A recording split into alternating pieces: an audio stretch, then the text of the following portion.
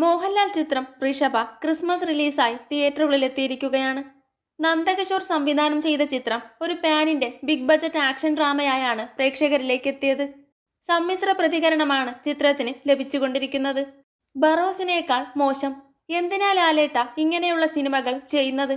കൂടുതലൊന്നും പറയുന്നില്ല, കണ്ടനുഭവിക്കുക, പ്രതീക്ഷ കൈവിട്ടില്ല, അസൽ ഗർഭം കലക്കി എന്നാണ് ഒരാൾ അഭിപ്രായപ്പെട്ടത്. ഏത് രീതിയിൽ നോക്കിയാലും ദുരന്തം.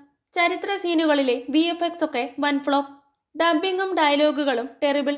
മോഹൻലാൽ ഇത്തരം സിനിമകൾ ചെയ്യുന്നത് എന്തിനാണെന്ന് എത്ര ആലോചിച്ചിട്ടും പിടികിട്ടുന്നില്ല എന്നാണ് മറ്റൊരാളുടെ അഭിപ്രായം. ലാലേട്ടൻ ഇതോടുകൂടി ഇതുപോലത്തെ ചവറുകൾ എടുക്കുന്നത് നിർത്തുമെന്ന് വിചാരിക്കുന്നു. മലങ്കൾട്ട് പ്രോമാക്സ് എന്നാണ് വേറൊരാളുടെ കമന്റ്. ആവറേജ് ഫസ്റ്റ് ഹാഫും അതിലും താഴെയുള്ള സെക്കൻഡ് ഹാഫും. ഇന്റർവെൽ സീനുകൾ കൊള്ളാമായിരുന്നു. സാംസിയസിന്റെ സംഗീതവും കൊള്ളാം.